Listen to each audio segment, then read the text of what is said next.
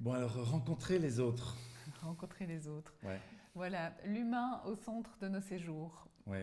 Mais se rencontrer soi aussi. Se rencontrer soi aussi. Voilà. Ok.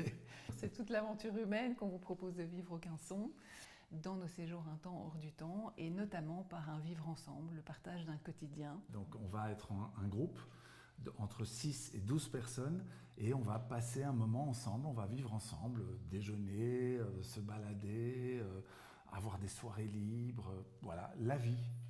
Avec ce petit plus justement de ne pas être seul chez soi, mais d'être entouré et de finalement petit à petit créer des liens. Et ces liens, ils vont aussi beaucoup se créer à travers les ateliers de groupe, puisque nous, on a fait ce choix de proposer toutes des pratiques en groupe, des pratiques d'immersion dans la nature, des pratiques créatives, des pratiques de conscience corporelle. C'est grâce au fait qu'on vit des choses ensemble, qu'on pratique des choses ensemble, qu'on apprend à se découvrir, à raconter un peu finalement notre histoire, qu'on va petit à petit oser, dans un cadre hyper bienveillant et sécurisant, voilà, parler dans ces cercles et quelque part verbaliser le processus qui est en cours pour chacun. Bon, moi, le groupe, personnellement, c'est toujours un truc qui me stresse un peu, qui m'inquiète un peu au début. Et ce que j'aime, c'est prendre le temps de découvrir les personnes, de créer du lien, que la confiance s'installe. Et alors là, l'expérience que moi j'ai faite des groupes, c'est qu'il y a une sorte de magie qui opère. Et petit à petit, le groupe, son énergie, sa dynamique, ça porte et ça nous emmène au-delà de ce qu'on aurait pu faire si on était resté tout seul. Voilà.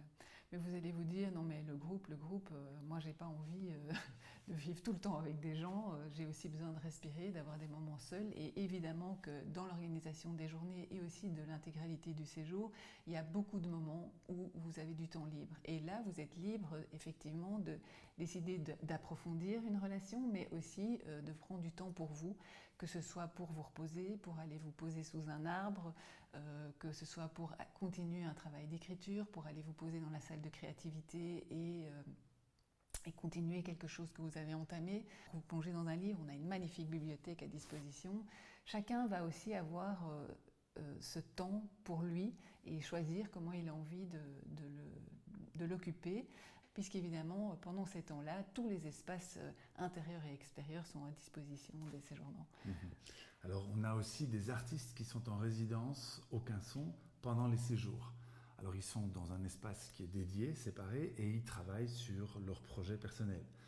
Mais forcément, vous allez vous croiser et on va les inviter de temps en temps à venir passer un déjeuner avec nous.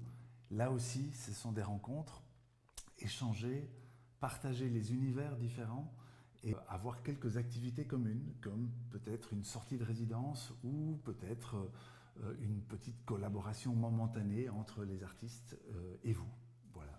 Et ça, c'est vraiment la spécificité du Quinçon, cette richesse, cette créativité qui est au centre et ces liens humains, voilà, pas seulement au sein du groupe des séjournants un temps du temps, mais aussi avec les artistes. Voilà. Bienvenue. Coupé. Coupé.